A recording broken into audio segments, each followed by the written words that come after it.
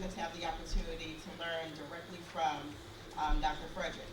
He has arranged for the past couple of years to invite HBCU presidents to the university to talk about issues surrounding minority-serving institutions, but HBCUs in particular.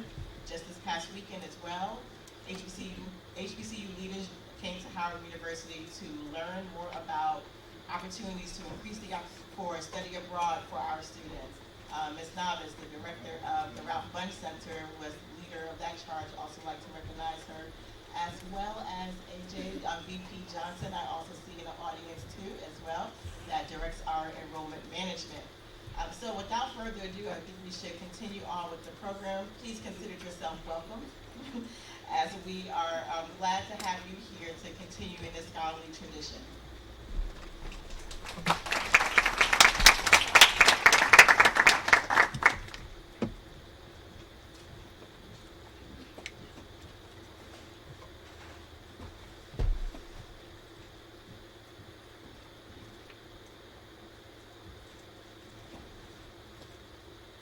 Good evening. Good evening. All right, thank you all so much for joining us at one of my favorite events of the year. I want to first thank Dr. Cristobal Rodriguez for his leadership in chairing the Charles Thompson Lecture Committee. I also want us to give some thought to Dr. Aaron Stills, who has been at all 39 Charles Thompson lectures prior to this, and he was not able to come because of a health problem that he had. He told us that he's doing fine, but he really wanted to be here. As many of you all know, I'm very fond of Dr. Stills. He's the one who taught me how to dress. So we'll give some thought to him. I also want to thank Dean Dawn Williams for her leadership and for her continued support of this occasion and of the Journal of Negro Education. The Charles Thompson Lecture Series is an event that's powered by the Journal of Negro Education and the School of Education at Howard University through the leadership and through the students. It honors the legacy of Dr. Charles H. Thompson, who was the founder of the Journal of Negro Education. He founded the Journal of Negro Education in 1932 and continued to lead the Journal of Negro Education until he retired in 1966. Throughout the time that he was at Howard University, he served in various capacities, including being a department chair, the dean of the School of Education, and really had a lot of leadership in developing the intellectual prowess of Howard University. The Journal of Negro Education is a publication that has worldwide readership through individuals and institutions. We have subscribers in all 50 states, in every continent, in Australia, in Asia, in Europe, in Africa, in South America. We are the third highest impact journal that's devoted to Black studies, third behind the Journal of Black Psychology and the Journal of Black Studies. But we are the only one of them that's independently run and operated by a Black institution, and we're proud of that. So I want to thank the Dean for acknowledging the staff of the Journal of Negro Education. Also want to acknowledge our editorial board. If you are on the editorial board of the Journal of Negro Education, including our young scholars, can you please stand?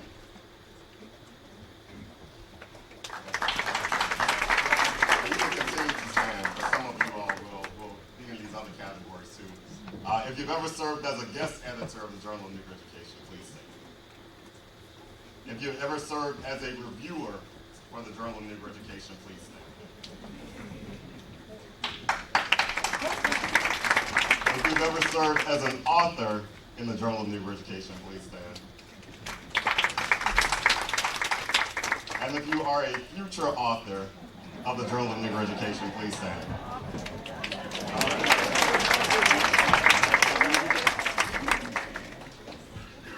And I did see one of my PhD students stand up who's going to be a future author in a few weeks. So I'm very proud of that. The Journal of Negro Education has a storied history and legacy that includes publications from people like Horace Mann Bond, Kenneth Clark, who published the Kenneth Clark Doll Study that was instrumental in dismantling Plessy versus Ferguson. We published the work of W.B. Du Bois, of Dr. Dorothy Height, of Justice Thurgood Marshall, and we've also published the work of our Charles Thompson lecturer, Dr. Sean Harper.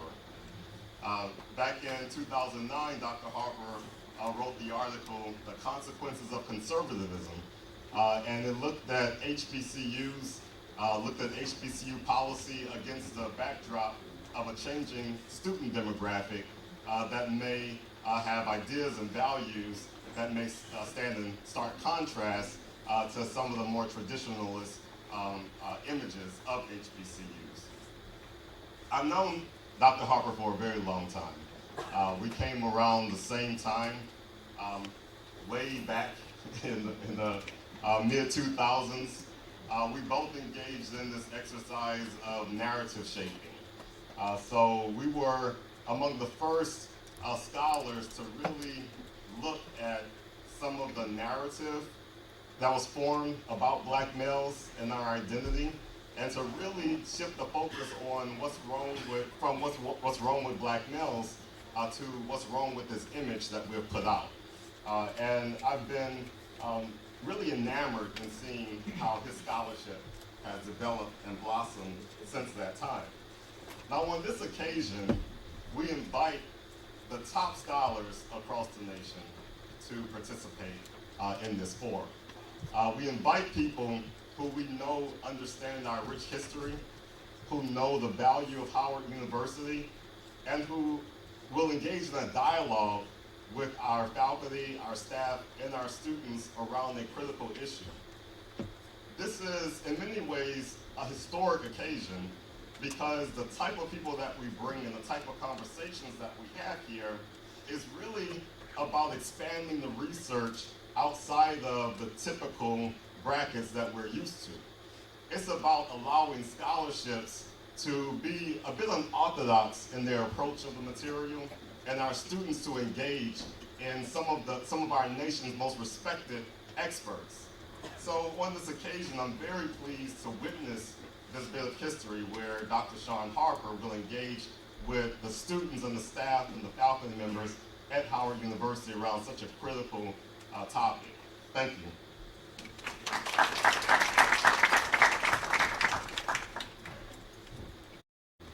Thank you, Dr. Sean Harper, again for just speaking with us at the fireside chat. I have the opportunity to introduce him. Dr. Sean R. Harper is a Provost Professor in the Rocher School of Education and the Marshall School of Business at the University of Southern California. He is also the Clifford and Betty Allen Chair in Urban Leadership, founder and executive director of the USC Race and Equity Center, president-elect of the American Educational Research Association, and a past president of the Association for the Study of Higher Education. Dr. Harper's research focuses primarily on race, gender, and other dimensions of equity, an array of organizational contexts, including K-12, colleges and universities, and corporations. He has published over 100 peer-reviewed journals, articles, and other academic publications, and received over more than $13 million in research grants. Johns Hopkins University Press is publishing his 13th book, Race Matters in College. His research has been cited in more than 11,000 published studies, the Journal of Negro Education, Review of Research in Education, Harvard Educational Review, Journal of Higher Education, and Teachers College Record are some journals in which his studies are published. The New York Times, Los Angeles Times, Washington Post, Wall Street Journal, and several thousand other news outlets have quoted Professor Harper and featured his research. He has interviewed on CNN, ESPN, and NPR, and has been recognized in Educational Week as one of the top most influential professors in the field of education. Dr. Harper spent a decade at the University of Pennsylvania as a faculty where he was tenured full professor and founded founding executive director of the Center for the Study of Race, Equity, and Education. His bachelor's degree is from Albany State and Historically Black College in Georgia. His PhD is from Indiana University. Please, with me today, welcome Dr. Sean Harper. That's to start. To be honest with you, I'm fully prepared. But there is something that feels actually like quite emotional for me about this opportunity at this particular time. The truth is, like low-key, like secretly, I was actually hoping to give this lecture someday. I didn't know that that someday would be now. I wanted to give this lecture for two reasons. One, because I am such a huge appreciator of the genius that was and very much still is Charles Thompson. I read so much of Dr. Thompson's work in my early career and have continued to read it. As Professor Thompson knows, I have been working actually for years now on this 8-decade analysis of research on Black students in higher education. And I read these just really mind-blowing pieces in the Journal of Negro Education across these 8 decades. And it really was Charles Thompson and others who were just speaking so much truth to power, and they were engaged in such extraordinary truth-telling in a way that really inspired me as a graduate student and as an early career scholar. So it really means a lot to me, actually, to be a part of this legacy.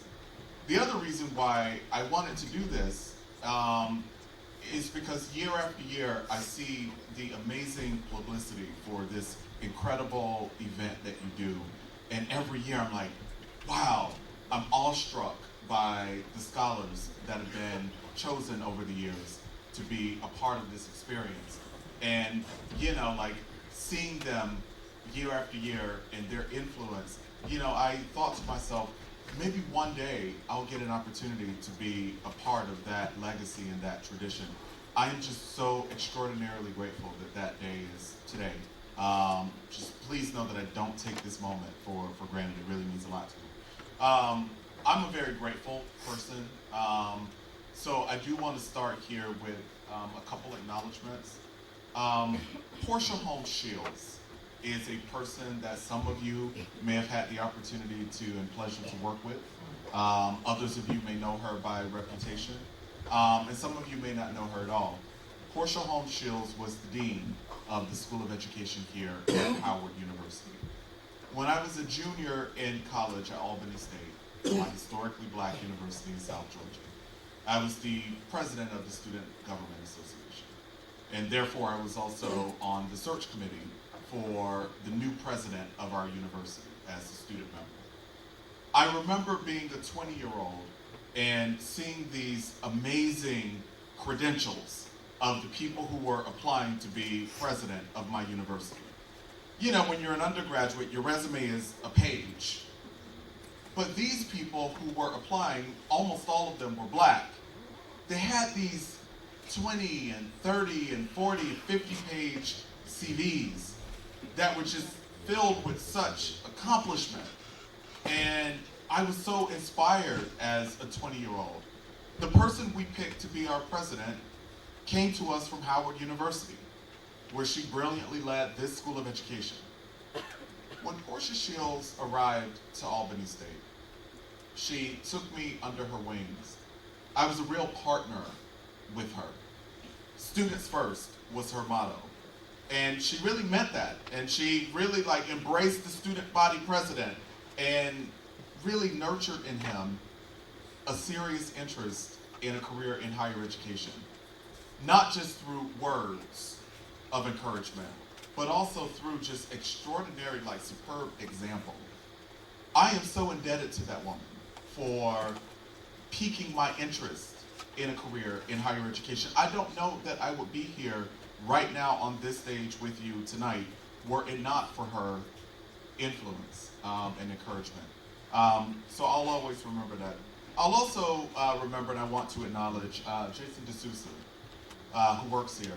I met Jason D'Souza when I was a junior at Albany State, and I was starting to think about, Dr. Shields had, talked with me in my senior year about applying to graduate schools and so on, and Jason was at Alabama State at the time, and I remember going there and to visit their graduate programs, and it was really Jason who said to me, I think you ought to think about pursuing a PhD at Indiana University.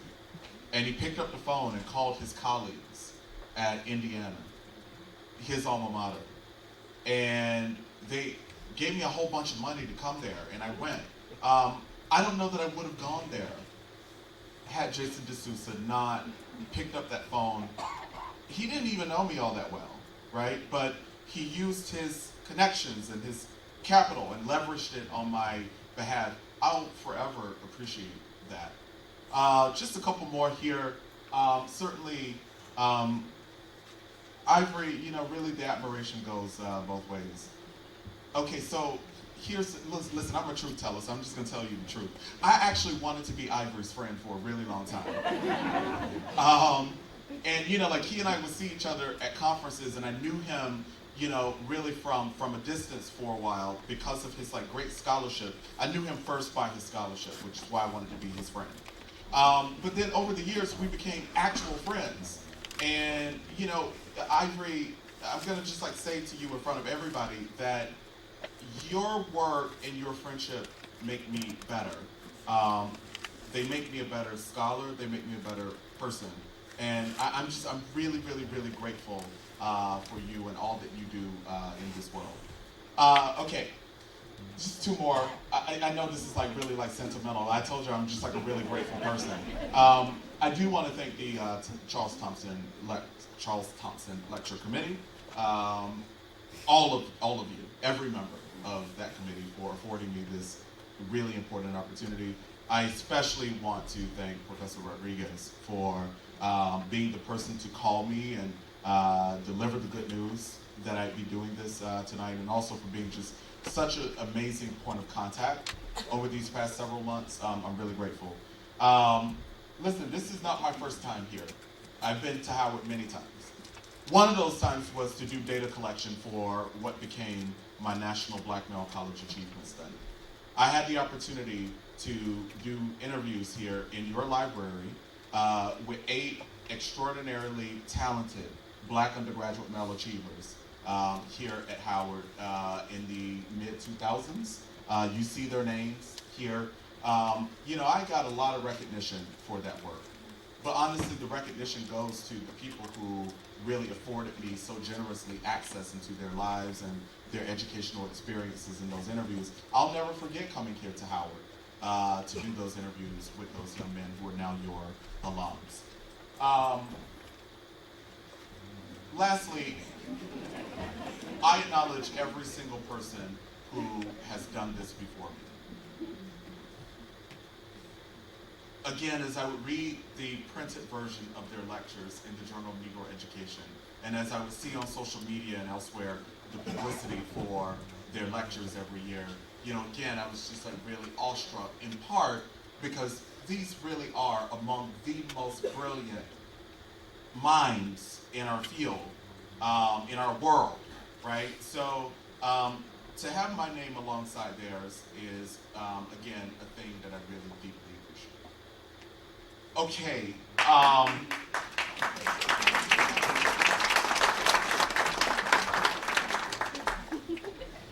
Okay, so I swear I'm gonna knock it off with the acknowledgments and get into the real heart of the talk. I do want to make 3 other acknowledgments. We're talking tonight about why more Black students and their families must choose Black colleges. But I do want to take a moment to acknowledge the Black college, Morehouse, that educated my youngest brother so amazingly. I want to acknowledge the HBCU, that is Delaware State University, that educated my husband Sean so extraordinarily. And I most certainly want to acknowledge the Black college, that is Albany State, the place that gave me my start in higher education. You know, I come from a very serious family and tradition of folk going to HBCUs, not just these three, right? You know, these are the three most important men in my life, myself, my husband, and my brother. But, you know, really, so many other family members of mine have benefited from what is done so masterfully here at Howard. So I just want to acknowledge these three. And I want to just like acknowledge Beyonce.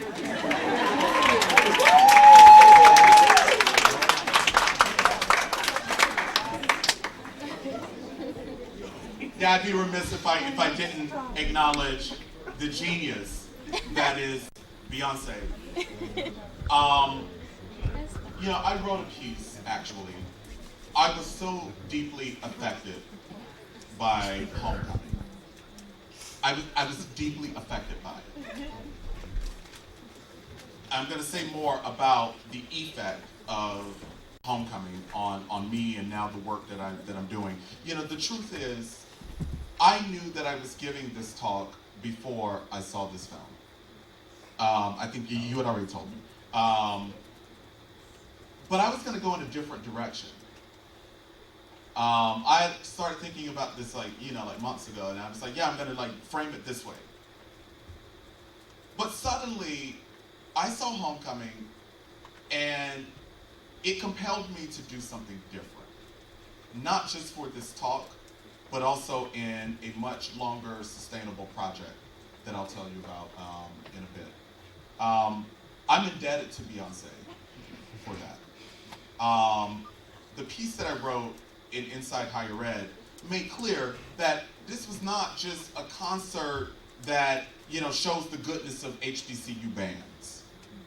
By the way, I was in the band at Albany State. I played drums. It was incredible.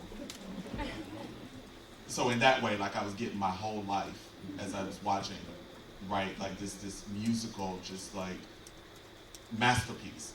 But on the other hand, right, I make the argument in the piece that it's not just about the band, but it's also these other cultural features of HBCUs that's so masterfully documented in the documentary film that I think are worthy of lifting up. I'm going to unpack some of those as we go along. All right, so we probably should start now. I'm done with the acknowledgments. Just know that I'm really grateful to everybody. All right, so why more black students must choose black colleges? I want to put the emphasis where you see them on the slide. More, because there are black folk here, so let's acknowledge and appreciate the black folk who are already here at institutions like Howard, right? And must. I'm not sure that we have much of an option right now for a multitude of reasons. I've organized this lecture around those reasons. I am going to engage in a series of reasonings, if you will, to make the point here about why more of us must choose HBCUs. So the committee told me that they like data and stuff, so I did bring some data, a little bit. One is a data point from an article that my friends and colleagues, Lori Patton Davis and Ontario Wooten and I published in the journal Higher Education in 2009. In that article, we make the point that this was a study, it was an analysis of access and equity efforts in policy for African Americans over the lifespan of higher education in the US. We make the point in the article that although a few African Americans were allowed to matriculate at predominantly white institutions throughout this era, this was in the early 1930s at this point that we were writing about, 90% of all African American degree holders in the late 1940s had been educated at HBCUs. 90% of college-educated black folk at that time had degrees from black colleges. That is extraordinary. That was like almost all of us, right? On the eve of desegregation, we went on to say, African Americans accounted for less than 1% of entering first-year students at predominantly white institutions. That was in the mid-1900s. Here are more recent data from the US Department of Education, starting in 1980 and taking us through 2015. As you will see, right, actually over this period, particularly in 2010, there was a peak. There were more students at HBCUs than in the prior comparison periods. What you will also see, though, here is that there are more black folk going to college overall. What I definitely want to call your attention to though, is this final column. In 1980, 17% of black students in U.S. higher education were enrolled at historically black colleges and universities. In 1990, that number had decreased to 16.7%. By 2000, it had decreased to 13.1%. And by 2010, you can see that it was 8.7%. That's quite a decline from, remember that, before the late 1940s, like 90% of us, black folk who were enrolled in higher education were enrolled at black colleges. I am going to argue tonight that at some point, if we continue to see these kinds of declines,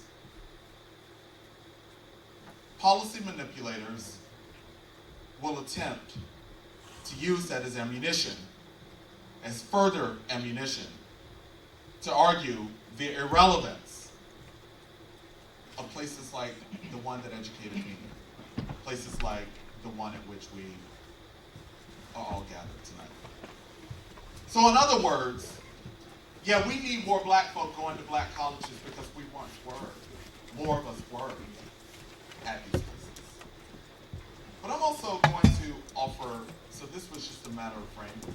I'm also going to offer, again, like a set of reasons. I'm going to start here. One reason is personal for me. Albany State, the historically black university from which I graduated, was recently merged with a nearby predominantly white institution. That angers me. Because I am, in fact, a cultural preservationist, a person who appreciates the beauty and the depth and the importance of black culture and the sustainability of black culture. Merging my predominantly black university with a place that is overwhelmingly white, is a real threat to cultural preservation. So this is a personal stance for me. But let me get into some of the reasonings that I'm going to offer in the written version of this talk in the Journal of Negro Education. I'm going to start here with historical reasoning. Let me go to Carter G. Woodson for a moment and talk about the miseducation of the Negro. Woodson argued in the early 2000s that in just about every book that black people read during that time, that they didn't see themselves. We weren't represented. Right? That has not been the case at historically black colleges and universities. Blackness has always, in fact, been centered historically at these institutions in the curriculum. Sure, there was a time when the leadership of private HBCUs especially was mostly white. But curricularly, this has been a space of affirmation for black culture, black things. I'm not sure that many black people know that. I'm not sure that many black people understand. And when I say many black people, I'm talking about like contemporary students and their families. High school students who are on the market for their post-secondary choice, and they're trying to make a decision about where to go to college. I'm not sure that they realize, for example, the extraordinary sacrifice of women like Mary McLeod Bethune. I published a piece a year ago in Walter Kimbrough's new book with one of my colleagues, in which we wrote about Mary McLeod Bethune's fundraising success in the early 1900s. I think we owe it to Mary McLeod Bethune to ensure that Bethune-Cookman lives forever. That woman rode on a bicycle and sold sweet potato pies that were wrapped in aluminum foil that she had placed in the basket of her bicycle so that black folk could go to school, to sustain the school that she had created for black folks there in Daytona Beach, Florida. We owe it to Mary McLeod Bethune to ensure that Bethune-Cookman lives.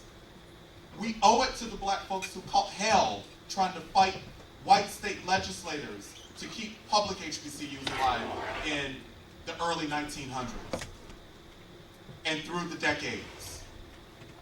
I think we owe it to folk who sweated, who lived and died to ensure that more of us would have more access.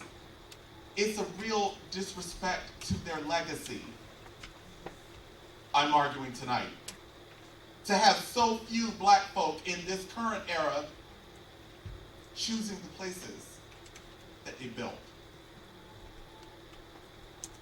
My next reasoning here is philosophical. It's a handful of philosophical reasons. Yet philosophically, frankly, I believe that black folk are entitled to things that are ours. I'm a huge appreciator of black businesses, for example. Yeah, I understand that colleges and universities are not exactly businesses, but sometimes behave like businesses. But the point here is that these are black cultural projects that belong to us. You know, I read that ridiculous thing in the news about, like your white neighbor who is like, well, if Howard don't want us walking our dogs on the campus, they can move. No, they can't move. No, not for that reason or for any other reason. Not for you to walk your dog. Right? Like, I just have a very serious philosophical stance that we ought to fight as hard as we can to keep spaces of black intellectual production black as possible. I'm going to say why I feel that way in a moment. It's not because I'm a racist. I'm going to explain that more in a bit. I also believe that black students deserve, philosophically, I believe that black students deserve to be taught in culturally sustaining ways. That's just a stance of mine. I don't have children, Ivory does.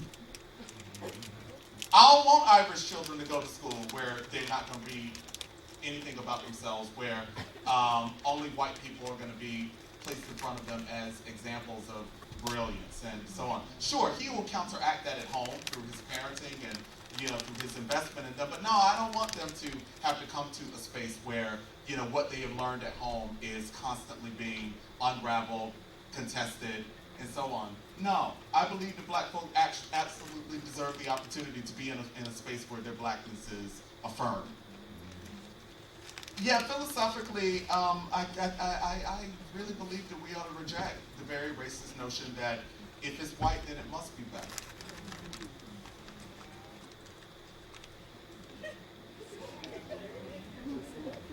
Now, look, how we got from the place where we were in the 1940s to where we are now? Sure, it is in fact in part attributable to predominantly white institutions maybe becoming a bit more serious about recruiting more black folk and expanding access to black people. But I also think, though, that they've been very successful in getting us to fall for the okie doke that this is better over here. That's racist. I think that we ought to just together determine that we're going to collectively resist the racist notion that, well, if a thing is mostly black, all black, half black, then it must not be good. Lies. Howard has been producing goodness from the start. Greatness, as a matter of fact. And the real truth is, if we want to furnish receipts on this, really HBCUs have overproduced people who ascend to leadership in just about every sector of the American economy. Okay, I'm gonna finish with this last philosophical point here, and it's that, yeah, I believe that black institutions deserve to benefit from the profits that black students bring. You know, I know predominantly white institutions very well. I've worked at them the entirety of my faculty career, and before y'all try to come for me, listen, let me just tell you, black people are needed everywhere. The point that I'm making here, right? I wrote a piece a couple years ago about a predominantly white institution that we had studied. It had become very clear to me that as it pertained to black folks, black students, this particular university was pimping black students for their Pell Grants. Only wanted them because they were low income and they came with Pell Grants. Didn't care a thing about them once they were enrolled. Now, I'm like, no, philosophically, I believe that the Pell Grants ought to be coming here. They ought to be going to Dale State. They ought to be going down to Fisk. They ought to be going over to Tougaloo, to North Carolina Central, to places where black people are. Tuition dollars ought to be invested into spaces of black cultural production. Yeah, so those are just my philosophical reasons. We can talk about them. We can, there'll be a question and answer period. Let me get to some of the some other reasons, cultural reasoning. Yeah, so hopefully you don't get distracted. But I'm gonna just play a thing while I talk through my cultural reasoning. Yeah, so Jefferson Davis High School is in Montgomery, Alabama. Justin, let me tell you another thing about Jefferson Davis. It's 93% black. So were it a college, it would be, perhaps either predominantly black or perhaps even a historically black college. So what I'm saying to you is that compositionally, Jefferson Davis, it's a lot like Albany State where I went. It's real black. I think what I also want to say to you, as you continue to listen to me but watch Justin, this is Justin. Justin is the drum major, the lead drum major at Jefferson Davis. That's 93% black in Montgomery, Alabama. I'm gonna talk, and I just want you to just, Justin, I'm not suggesting that Justin shouldn't be at that school. I wouldn't suggest that he shouldn't be at Savannah State as a student. Nor would I ever suggest to you that Justin doesn't deserve to be the drum major at one of these places, for example, in his marching band. If Justin wants to go to Virginia State and be the drum major there, I think, fine. He's got moves. Listen, look, go, Justin. Get it. Listen, he's got moves. But I think what I'm saying, though, is that if we're not careful, justice people have a way of taking things that don't belong to them.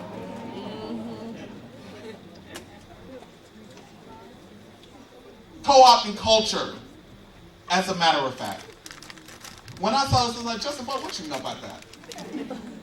There's a chance that maybe he knows a lot, but there's also a chance that now Justin just thinks that these are just mere dance moves. He doesn't understand that this is part of a larger cultural tradition. I said to you before that I am a cultural preservationist. I am a person who believes that we ought to sustain and preserve what has been created in spaces by black folk and not have it taken and co-opted so easily. And I'm not just talking about drum majors in a band. I'm also talking about the cultural co-opting of a curriculum. The cultural co-opting of what determines goodness in a place. You know, white folk have a different determination of goodness oftentimes than do black folk. And yeah, like sometimes that goodness, that difference in determination is extremely problematic. It advances particular deficit notions about who we are as a people. Just because it ain't how you do it don't mean that it's wrong. But yeah, I'm afraid that if we don't get more black students to enroll at these places are gonna have to make some hard choices. Do we stop going for low-income black students, Pell Grant recipients, who deserve an opportunity at higher education because we got to pay these bills, so therefore we're going to make the shift to start recruiting more middle class and affluent black students to keep the place sustained? Or better yet, or even worse rather, are we going to have to go ahead on and recruit Justin and more Justins to the place to sustain us? Are we going to have to shift the racial composition or the racial approach to our business model? I hope not, because I'm a real serious appreciator of the culture that's been created in these places. Listen, go Justin, you got it, but just not too much of it, right? Is my word. Let me do some curricular reasoning here. So I'm gonna play 2 videos real fast, and then I'm going to offer to you my curricular argument. The National Assessment of Collegiate Campus Climates, also known as the NAC, is a quantitative survey that will be administered annually at hundreds of participating colleges and universities across the United States. Through the NAC, thousands, perhaps millions, of college students will offer useful insights into the realities and complexities of race in higher education. NAC respondents will help us understand how various populations differently experience the colleges and universities they attend, where and what they learn about race, their feelings of preparedness for citizenship in a racially diverse will offer useful insights into the realities and complexities of race in higher education. NAC respondents will help us understand how various populations differently experience the colleges and universities they attend, where and what they learn about race, their feelings of preparedness for citizenship in a racially diverse democracy after college, and how racial issues in our broader society affect interactions and experiences on campuses. The USC Race and Equity Center will help institutional leaders use NAC survey results. That would be wildly inconsistent with my experience at Albany State. You see, Marva Banks, one of my favorite professors there, she made me read Alice Walker.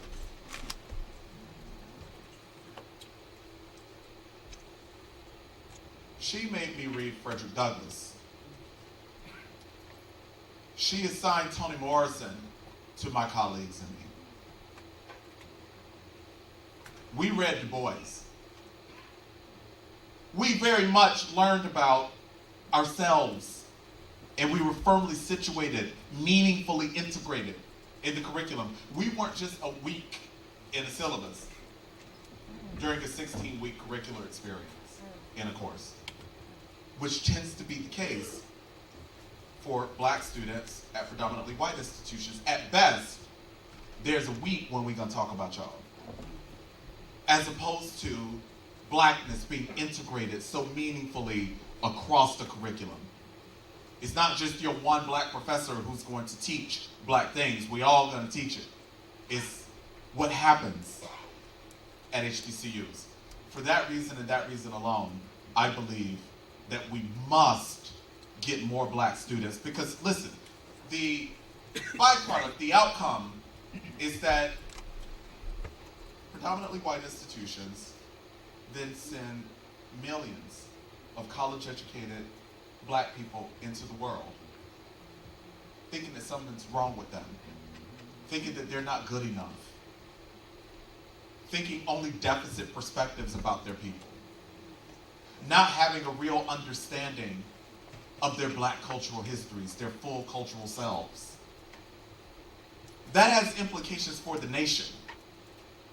I don't think we want a lot of unwoke black people in Congress and elsewhere making decisions on behalf of black folk who don't really know much at all about black folks. My reasoning here is that you probably want to go to the place where they teach about black folks. All right, I have two more here. Financial reasoning. Actually, it's my last one.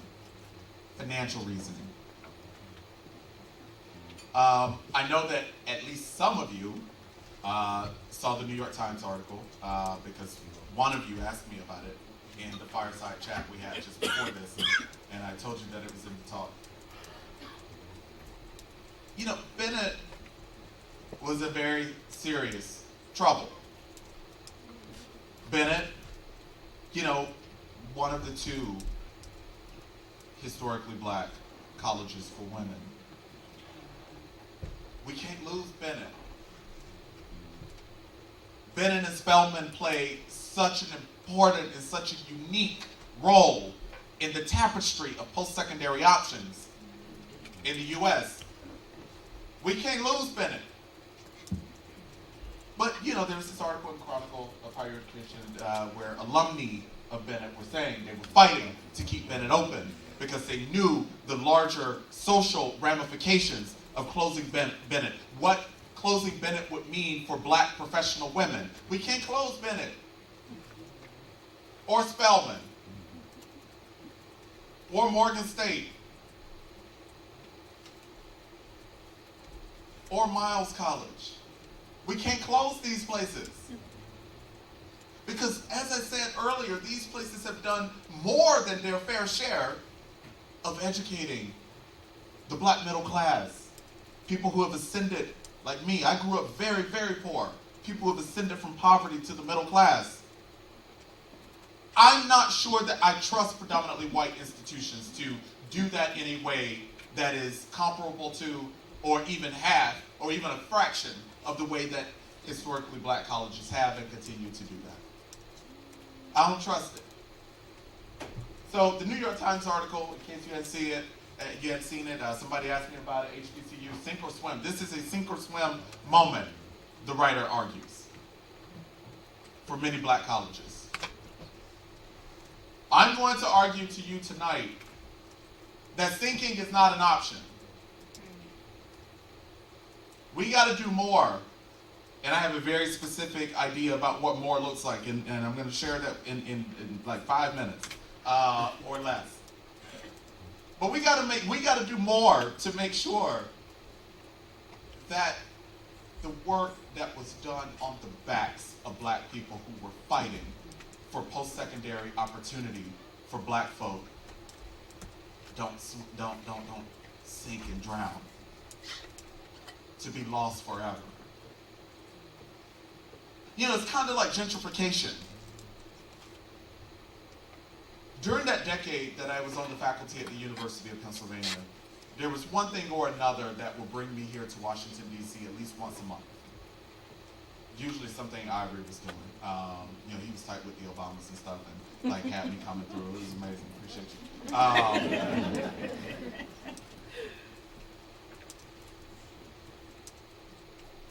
Many of you live here. Some of you are students and you haven't been here long, but many of you live here. I, as a visitor, as a once-a-month visitor, saw the composition of Washington, D.C. change before my very eyes. It was disgusting to me. I think what I'm trying to say here, right, is that we can't let Howard be gentrified because it has no other choice to sustain itself financially. There has to be a better way. There has to be a different way to protect all that has been built here. What is that way, you ask? Oh, wait, no, I was lying. I did have another reasoning. Sorry, my bad. Yeah, so my last reasoning here is moral. Moral reasoning.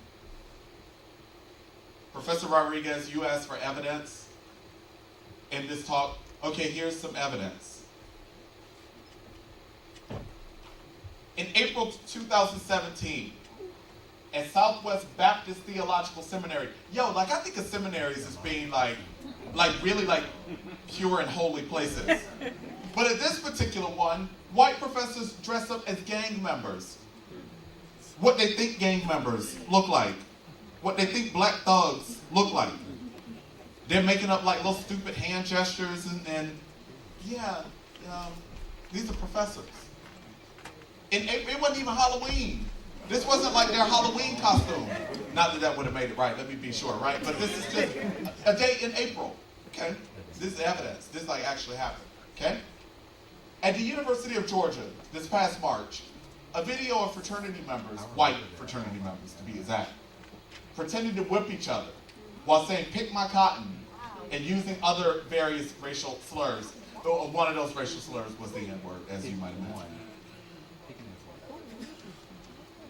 Kansas State University canceled classes in November 2017 for 2 hours to combat a noose and racist flyers on the campus. Black folk there were saying, "We do not feel safe here with nooses and flyers from the alt-right and the KKK on the campus. You got to shut this down.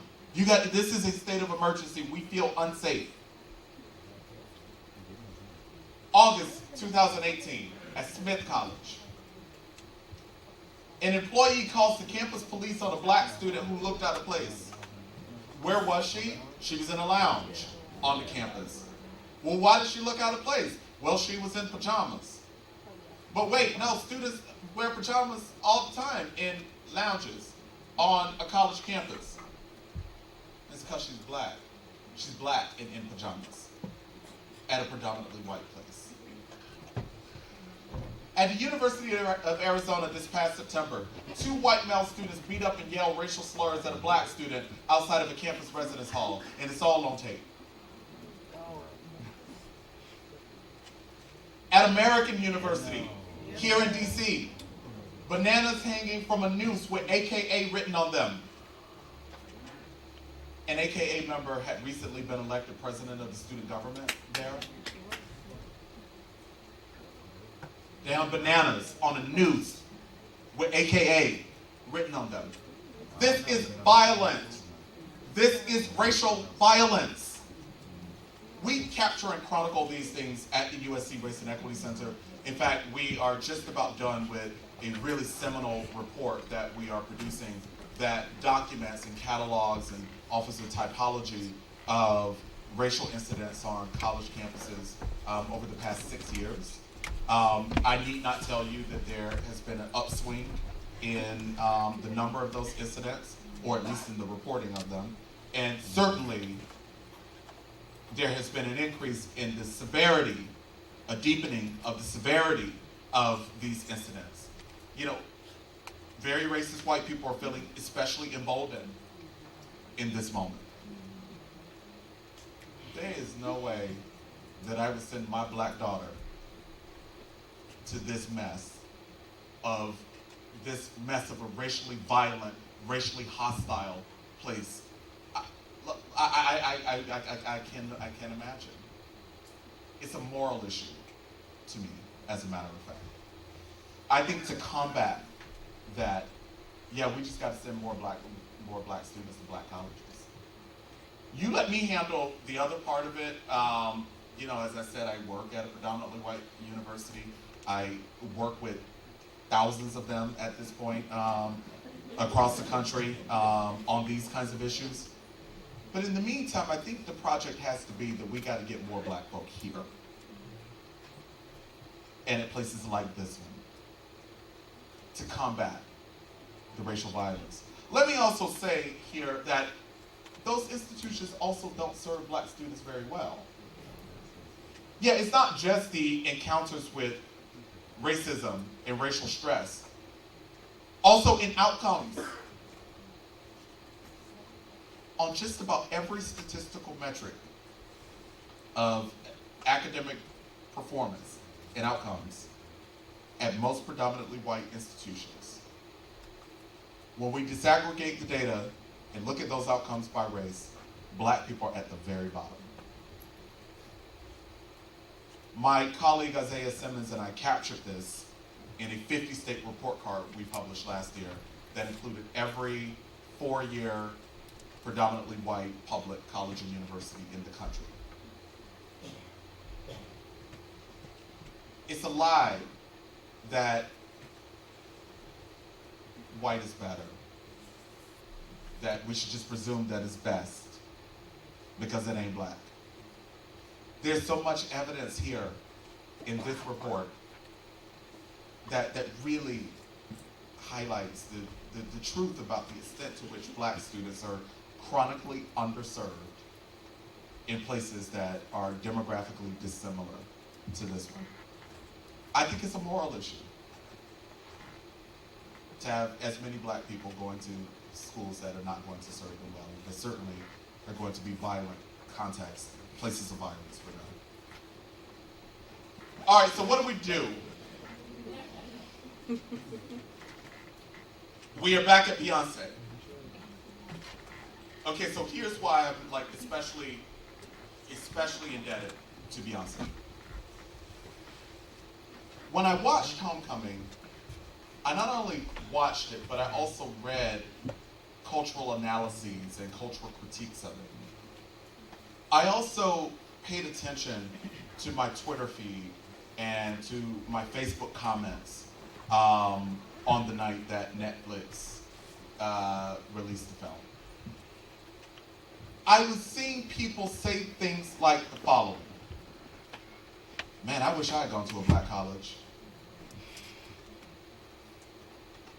Wow, what Beyonce just did made me really angry that I didn't have some version of this experience. These are black professionals who are college degree holders, who went to predominantly white places saying, I'm so mind blown by this because it's so unlike anything that I ever saw in the place that miseducated me.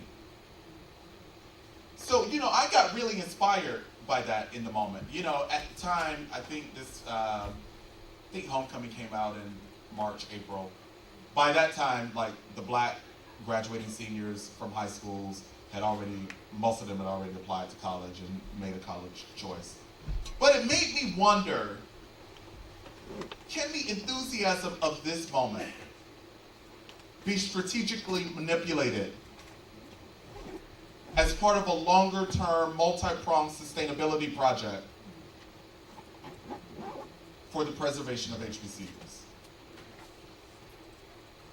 We at the USC Race and Equity Center, along with numerous partners at actual historically black colleges and universities across the country, I most certainly will be reaching out to my friend and colleague, Dr. Brian Bridges, over at UNCF. Certainly the folks at Thurgood Marshall College Fund will also be involved with us on this. Gates Foundation recently gave us a little bit of money to do a project on better understanding the enrollment challenges at HBCUs. Part of that will lead to what we will launch in 2020, a campaign to increase HBCU enrollments.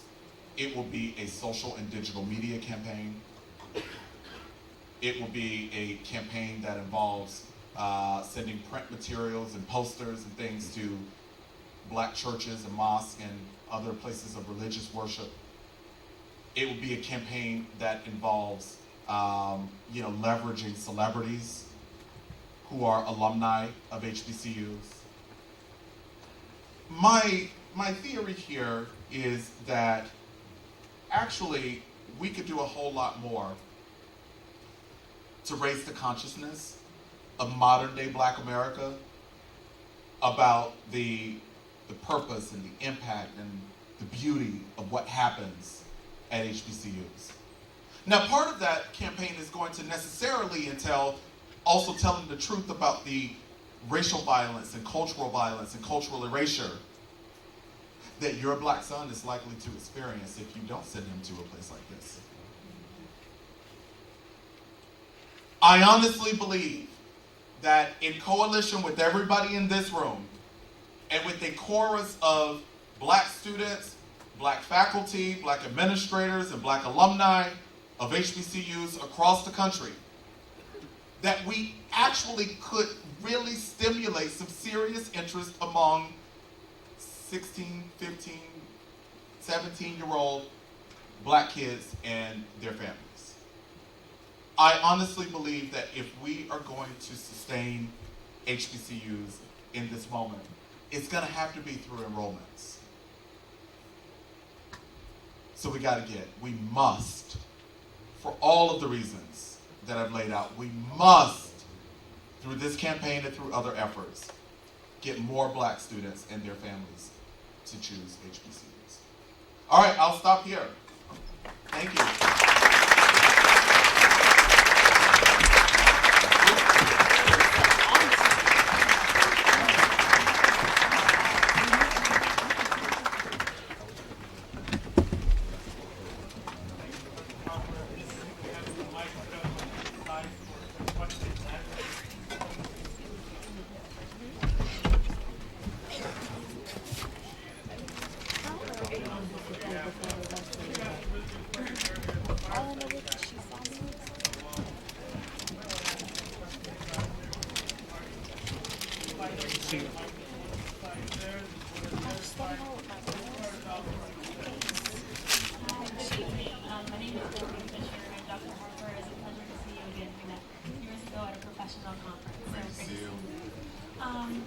First off, I'd like to say that I'm a very proud graduate of Kansas State University.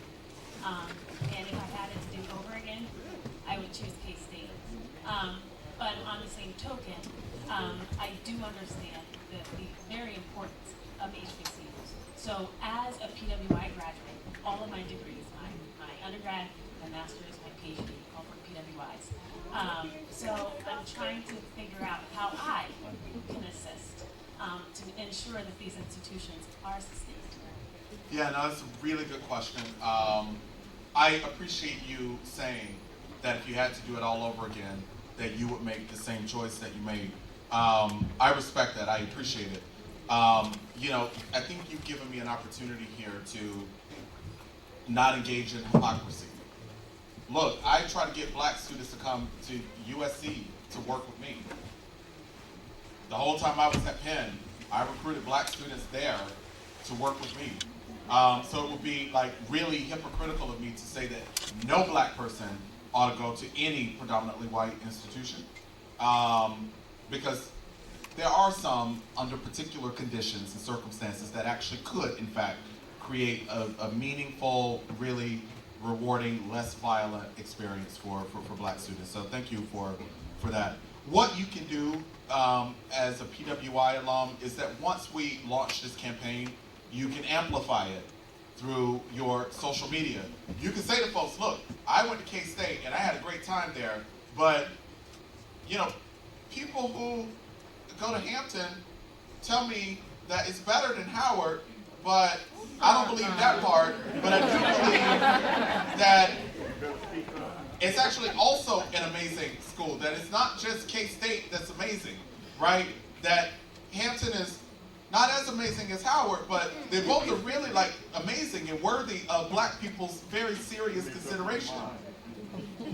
Yeah, I think you can do that, right? Like in all of the spaces where you were in community with other black folk, you could also help dispel the myth that white is right, or is somehow just like purer, it's better, right? I think you could also dispel the myth that you know, HBCUs don't have resources. Now, what resources are you talking about? Now, if you're talking about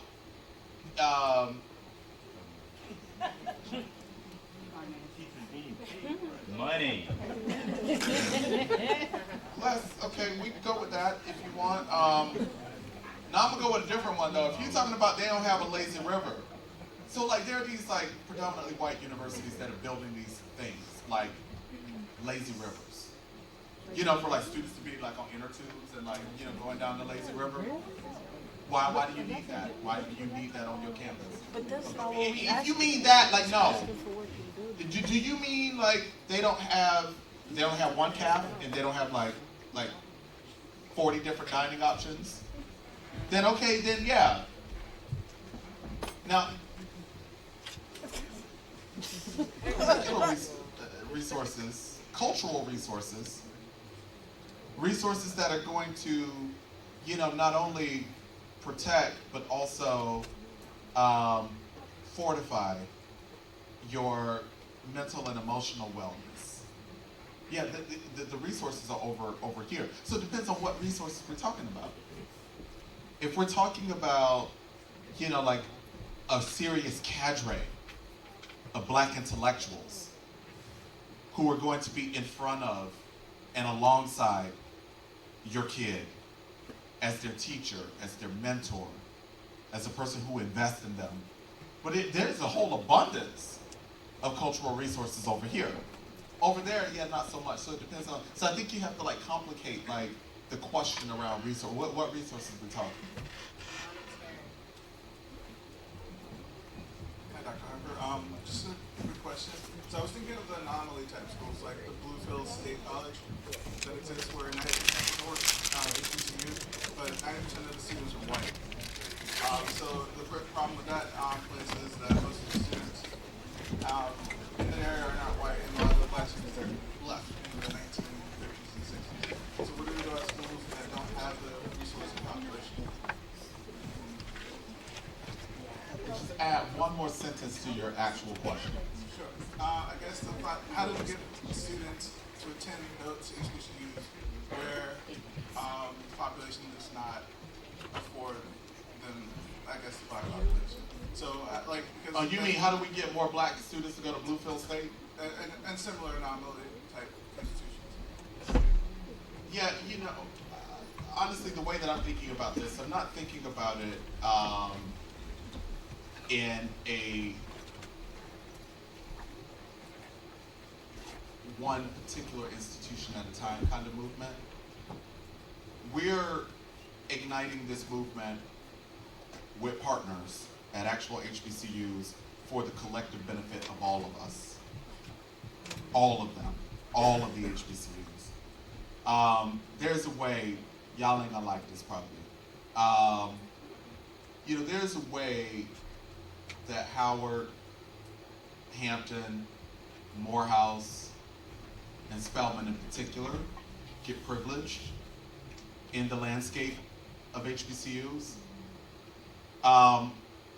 We're trying to not further exacerbate that with this campaign by focusing only on those four or on any particular one or two. So I think what I'm saying to you is that the campaign is going to raise consciousness among black adolescents and their families about the array of HBCU options, including those that may not be as black as others.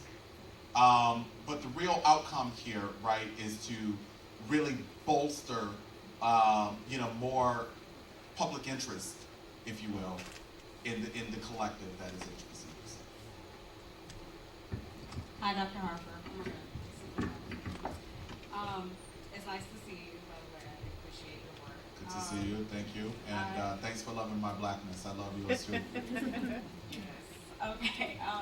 So I'm a proud graduate of North Carolina Agricultural and Technical State. You better say the whole thing. One of the issues that I've noticed here as a PhD student at Howard, the issue of funding is something that we don't typically discuss when it comes to HBCU enrollment. So when we talk about enrollment, students can be accepted and be enrolled, yet when they do not have the funding resources or the monetary resources to actually attend, this becomes a problem of enrollment and getting students to actually come. So I'm wondering how your campaign, if your campaign plans to address the lack of funding and lack of monetary resources that students may have, whether they're coming straight out of high school or coming straight out of a master's program or straight out of a bachelor's program into higher education? Sure. The answer is it is and it isn't addressing that. You know, in the way that it isn't is that it's not a policy campaign. You know, there's a very serious like policy imperative in, you know, procuring more resources to allow more students to afford higher education here or anywhere else. So in that way, not quite. Yes, in that there are all sorts of black students going to college. As a matter of fact, it's over 2 million of them, as a matter of fact, who, there's yeah, in 2015, there were 2.6 million black students enrolled at post-secondary institutions across the country. What the campaign is attempting to do is to get more of these folk to bring their black selves over to black colleges and bring the money that they're spending to access racial violence and other places, to spend that money in a place that is going to be culturally sustaining, that's going to value their blackness, that's going to love their blackness, right? So that is where, you know, some of those, that 2.6 million, some of them, many of them are low income black people. So I think we're trying to get more of them to, the same way that they figure out how to afford and finance going to a predominantly white place, we're trying to get more of them to bring their Pell Grants, their tuition payments, their student loans, and other things here. Good evening. My name is Alafia Bailey. I'm a philosophy criminology double major from Houston, Texas. I'm a freshman as well. So one question I have is, what are your thoughts on PWIs with black student unions? Because I know there are some students at PWIs who are way more conscious than some black kids at HBCU. So what are your thoughts on that? And also, what if the reason for blacks going to the PWIs is because of the PWI gave them more money than HBCUs? Like what should our statement be about that? And should all of our degrees be black, like our master's degree, our PhD degrees, or is it just our undergrad degree? So yeah, those are the 3 questions I have. Bro, I'm gonna ask you to ask each of them questions again, like, one at a time. Okay. I'm tired. Yeah, go for it. All right, so the first question is, what are your thoughts on PWIs with black student unions? Oh yeah, okay. Let me go there. Okay. Look, I'm a real appreciator of black activism. I am also a real appreciator of black student organizations on predominantly white campuses because they play such an important role. However, we wouldn't need these things if there was less racism on the campus. We wouldn't need these things if blackness were more integrated across the curriculum. We wouldn't need these things, right, if there were more black students who could form collaboration and community with each other. You know, in my book, Race Matters in College, I'm writing about a thing that doesn't feel very theoretical at all. That thing I'm calling fun. There's a section in the book where I'm writing about fun. When I go across the country doing campus racial climate studies, white students tell us that college is fun for them. This is observable. I mean, if you look at them, they look like they're having a lot of fun. Meanwhile, black students are having to labor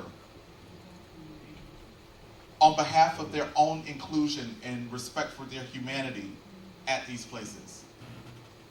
They have to fight their institutions to do right by them. And what I'm arguing in the book is, are they not entitled to fun?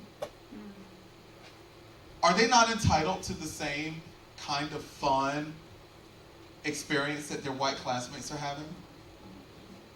So again, on the one hand, like I appreciate a good BSU, I really do. But on the other hand, I wish the BSU could spend its time just like listening to great black music and eating food and just like loving on each other in consensual ways. But instead, they're having to spend their time strategizing about how to fight these white folks to do better by them. All right, this is gonna be a long night. What's your next question? Okay, so my next question was, what if the reason for blacks going to PWIs is because the money. PWIs gave them money? Because I know students. no, I got this. Okay. So in the campaign, I'm gonna just tell y'all now, it's gonna be like posters and like digital like artifacts for people to share and stuff. One of the things is a T-shirt that says, "I shall not be bought and sold." There is a buying of black people, as a matter of fact. Right? There's a buying of them to then oppress them. I'm gonna give you like $10 more, have you come here, and then I'm going to oppress you. No thanks. There's no amount of money that is worth my oppression. Yes. I have to bust in that predominantly white institutions give more money than HBCUs. Come on, campaign advisor. Yeah, there are black students that get full scholarships at HBCUs that don't even get into some white universities. A lot of times when we talk about white universities, we're thinking about the 100 that are considered national universities. There's 3,000 of them out there. And there's a whole lot more Thompson states out there than there are Georgetowns. What you have to do is to understand where you would fit into the grand scheme of the students that they typically select. So if you are applying to a Georgetown University, your credentials have to be in the top 1 to 10% of the students that apply so you'd be considered for a scholarship. That same student could go to Albany State University and get a presidential scholarship. So I think we have to stop perpetuating this narrative that predominantly white institutions are doling out this money and HBCUs aren't giving it, because it's not true. This is why it's so bad to want to be out this running. Yeah, in the interest of time, I think I'm gonna go to some of the other folk who are lined up. But thank you for those questions. How you doing? My name is Dr. Harker. My name is Eric West, and I'm a PhD student in higher education. Eric, I put Beyonce back. She's everything. So Okay. that's great. Please speak to the mic. So, Can't hear you. I'm sorry. You can pick it up. Again, I am a PhD use student in it. higher education program. So I'm going to ask, like, what is, in your campaign, what is the role that you're going to be utilizing HBCUs, not only to utilize their fun aspect, as we just talked about, but also their curricular, because Howard has been producing awful thinkers from the law school to the School of Education all throughout. So how would you utilize that on the campus? I'm also from Los Angeles, California, grew up down the street from USC, so I know a lot of things. Yeah, thanks. I appreciate your question. Yeah, so that fun thing that I was just talking about actually is not going to be a part of the campaign. Because what I don't want is, I don't want this to become silly. This is a serious project, right? So, we will be using this as an opportunity to help people understand the curricular uniqueness of historically black colleges and universities, the cultural richness of them, the actual racial makeup. I did an interview with U.S. News and World Report recently, and they were asking me about, black people's college choice. And I said to them, the reporter asked me, what kinds of questions should black families ask when they are considering an institution? They should ask, how many black folk are on the faculty here full time?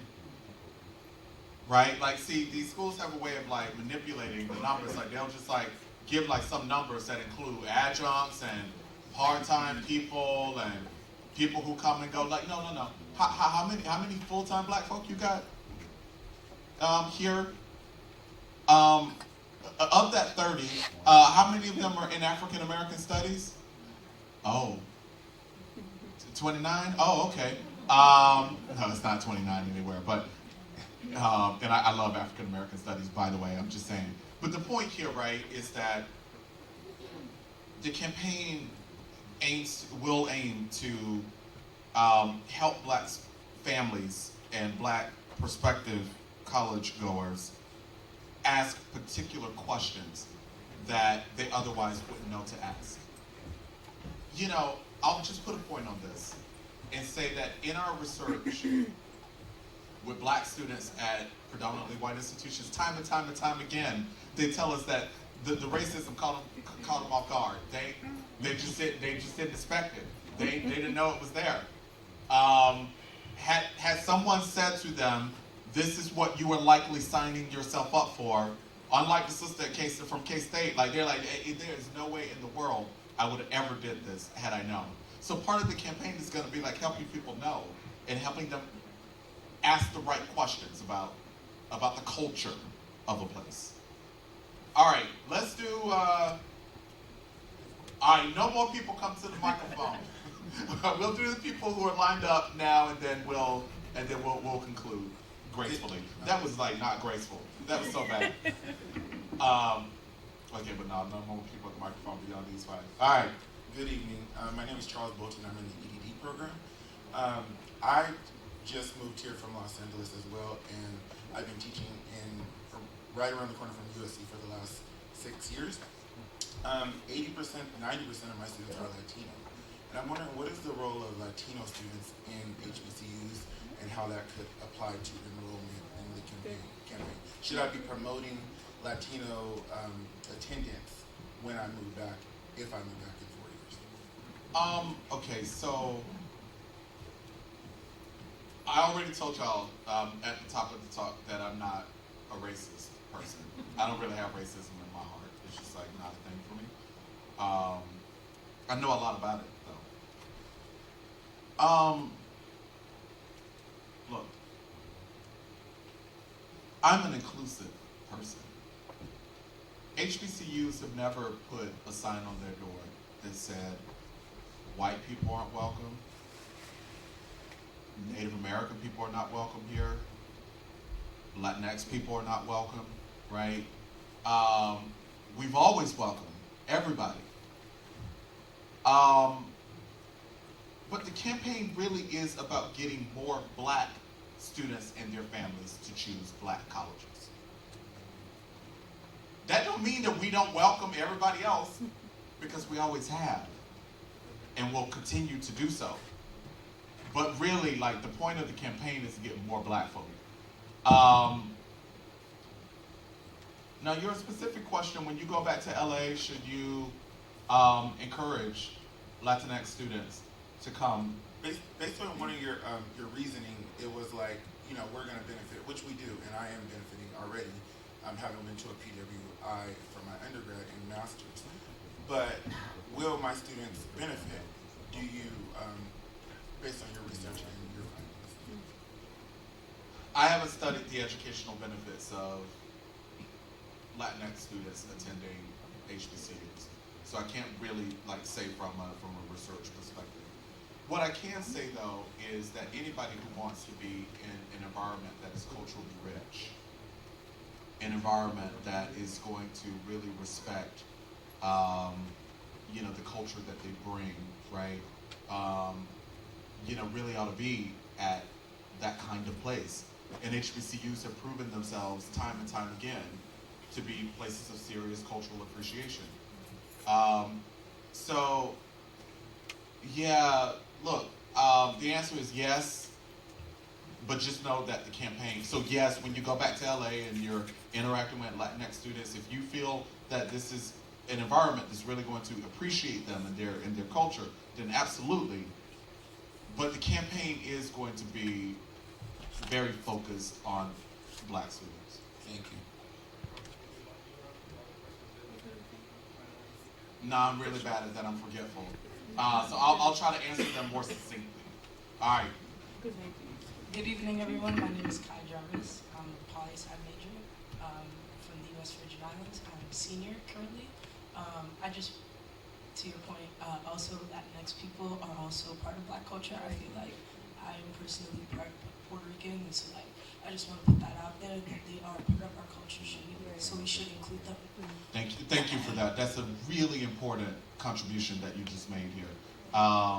You know, let's not forget about Afro-Latinos, for example. That was really important. So my question was about the fact that enrollment is really great, and I really like the idea. I just feel like you mentioned earlier that policy making is not part of this plan, but many of these HBCUs don't have the infrastructure to support these students enrolling currently as it is today.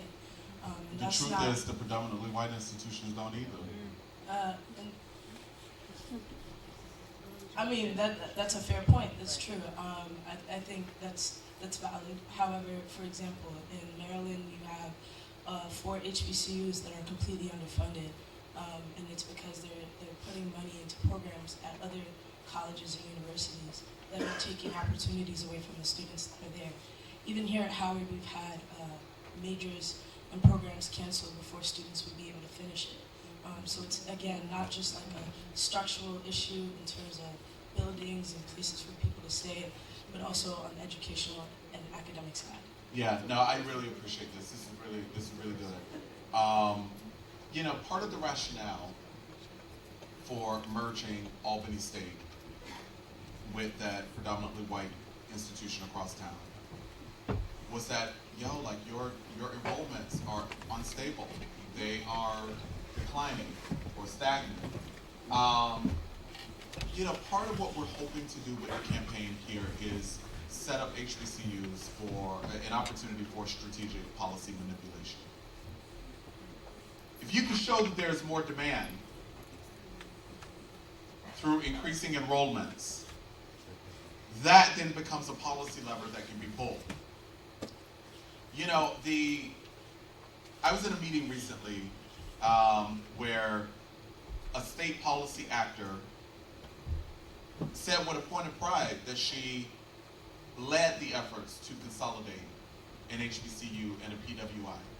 And, you know, she was like, we wouldn't have had to do that if the HBCUs had more enrollment and there were greater demand. So I think that the campaign, while though not focused explicitly on policy, I do believe that it has potential here for, at very least, some state policy shaping. Can I ask one more question? Sure. I was going to say that while enrollment is also important, how is this campaign going to combat retaining students in HBCUs and continue keeping them here? Because the big thing is we have a lot of students, that enroll and don't stay in school. Yeah, that's really good. I don't know. I'm gonna turn to Ivory, not for the answer. I have a question for him that will allow me to answer your question. You know, Ivory, you very generously in your remarks about the occasion talked about my 2009 Journal of Negro Education article. I appreciate you doing that. I also appreciate you not naming my co-author on that. Appreciate that. I was cringing. Appreciate you. I do wonder, Ivory, do the things that I wrote about in that piece in 2009, have those things shifted? Have they changed? It's been 10 years. You know, in the interest of time, and I also want you to go and read the article. All of you. I did write about a particular brand of conservatism at HBCUs that I heard from the men here at Howard. There were Howard University students in the sample for that study. and the other HBCUs. There were 11 other HBCUs that were part of that project. You know, the climate problems that they talked about were not the climate problems that we study at the USC Race and Equity Center. But you know, there was in fact like homophobia that undermined one's sense of belonging, and you know, posed a threat to one's persistence and retention at a place. So yeah, you are right that it would be a real shame for us to spend all this money on this campaign and all of this effort and like get black folks gassed and like they actually like do it, like they actually like send more of their children and more of their children decide for themselves if they're gonna pick black colleges. And then they come to the places and they're like, wait, what, the what? Like, no, like this is, I'm leaving. That would be a real shame. So let's hope that doesn't happen. My name is Esther Cussy. I'm a junior English major, second language Eastern Devil minor from Chicago, Illinois. And my question is, what do you say to black people or any people who don't want to go HBCUs or who discourage black students from choosing HBCUs because they feel that HBCUs shelter the students too much from reality? I thought I had like a real succinct response. So at first what I was gonna say is that we're gonna move past those people. There are enough of us here tonight, as a matter of fact. And there are more people like us across the country who would join us in coalition to counter those who have those perspectives. So that's what I was gonna say. Yeah, until you said the reality part of it. You know, my student, Tryon McMiggins, he's a Tuskegee alum. He was my doctoral advisee back at Penn. Tryon's research is on racism readiness as an educational outcome of black students at HBCUs. And it takes on this myth that, you know, if you come and you spend 4 years in this all-black place, that it is sort of an artificially constructed environment that shields you from the reality of the world. Tryon's research makes very clear, and it included black people, a bunch of them at HBCUs. Then no, actually what happens here is that you are much more prepared for the realities of a predominantly white workplace context and so on, that likely awaits you after you leave this experience. Yeah, I see that somebody's telling me that time is up, but yeah, I encourage you to read his work. Last name McMiggins. It's really important because it really does dispel, again, it dispels the myth that nothing happens here that prepares one for the so-called real world. See, when you go into the real world and racism awaits you, you gotta know your self-worth. You gotta know that there were black people before you who went into spaces like this and how they managed to thrive, excel, and succeed. Where did you learn that? You learned that here. You also, Tryon's research shows that there are professors who actually have experience working in industries in the so-called real world. And that they, like experts everywhere else, bring that expertise into the classroom, into their teaching, and you're gonna benefit from that wisdom. Yes, yeah. Okay, thank you. All right, last question. Hi, Dr. I'm Harper. So I'm a current EDD student in Roswell School of Education, teacher education, and I received 3 degrees from Howard and also got a degree from Chicago State. So You real smart. Come on. So it was that having this experience in our research institutions that prepared me to enter PWI. But separate point is you, in your opening, you said that we must. We must. And so when that collective we, I was curious when I came for this audience. Most people here, I would assume, are vested in going to HBCU. So what is that we must do? What do you think our part is in that work besides continue to go and encourage our peers to work? Whether it's faculty, students, staff, what is that work we must do in this work? You know, I don't have all the answers tonight. We're working through them in the campaign. There will be a campaign guide, or actually a collection of guides for different audiences. Like the we who are alumni, here's what we can do. Those of you who are faculty members at HBCUs, here's what you can do as a part of this effort, this consciousness raising national campaign effort. Those of you who are presidents of these institutions, here's what you can do.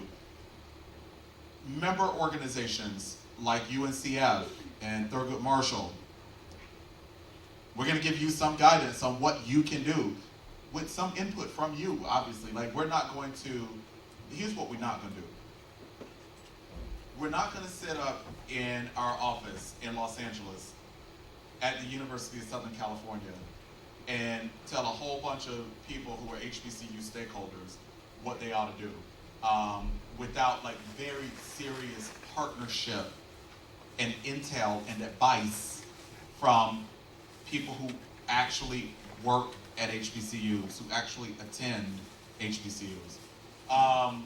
So yeah, in part, I don't want to get too ahead of what we each can and should do out of the campaign yet until we convene all of our advisors from these like multiple stakeholder groups.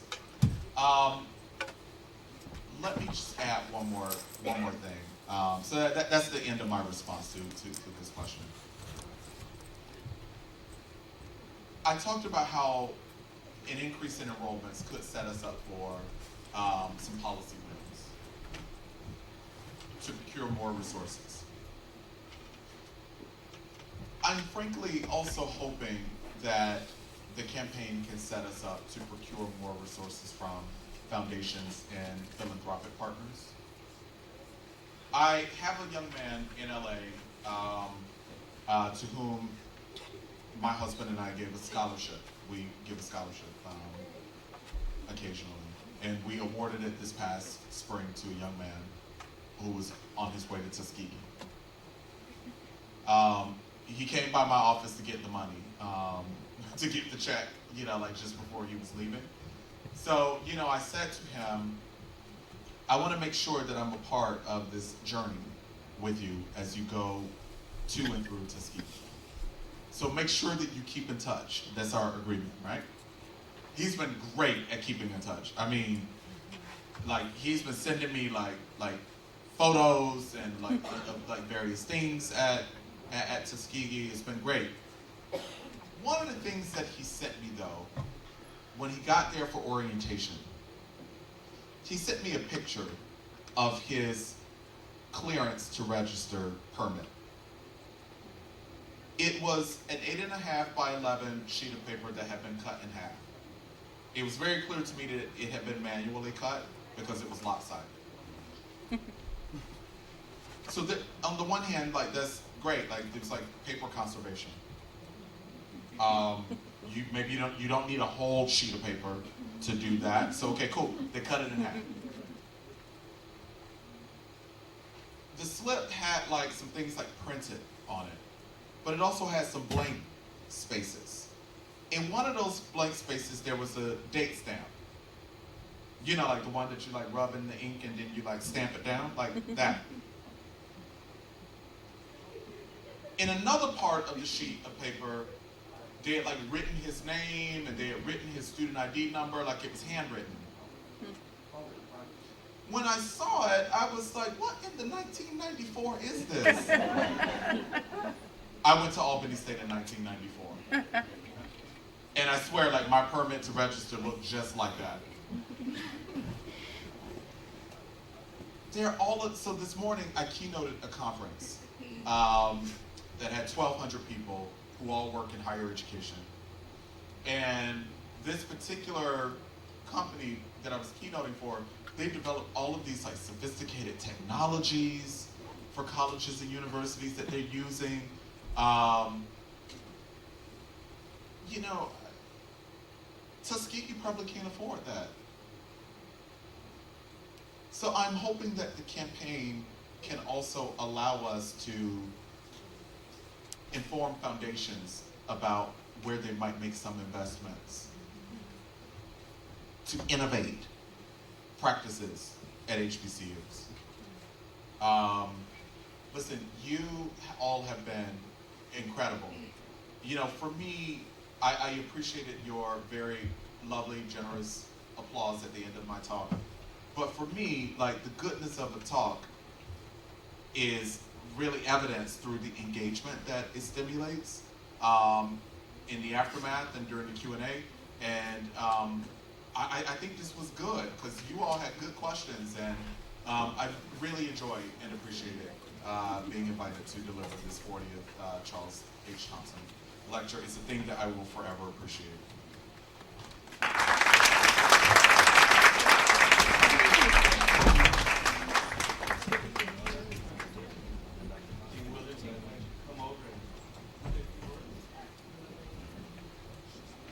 Thank you all. And we cannot do this work alone. I noticed that in this audience there's an interdisciplinary representation of students and faculty to hear this, because this was a great reminder of the richness that is within our institutions. I want to especially thank the School of Social Work for lending us this space to accommodate this lecture this year and in previous years. They are a critical partner for us in the work that we do.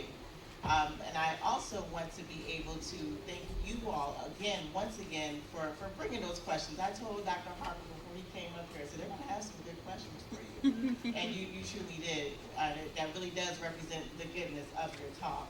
So on behalf of the School of Education, I'm happy to bestow a token of our appreciation.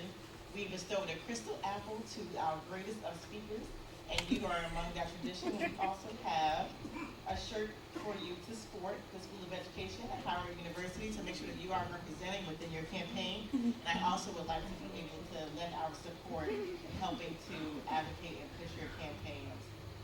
So thank you so much.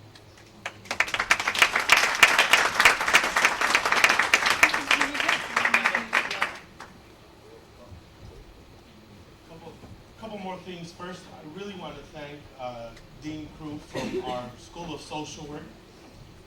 This space wouldn't happen without her, so let's give Dean Crew our appreciative love. And when you see her, do show your love and thanks to her for all that she does for us. I think we're like sister institutions here. Number two, a year from now, November 4th, 2020, the 44th lecture, so be prepared, jot it down, put it in your planners, we'll be here. And then lastly, put it in social media. Thank you, everybody. Enjoy the food, eat. There's plenty of food. Thank you for being here. Have a wonderful night. What'd you say? Yeah, it was really good.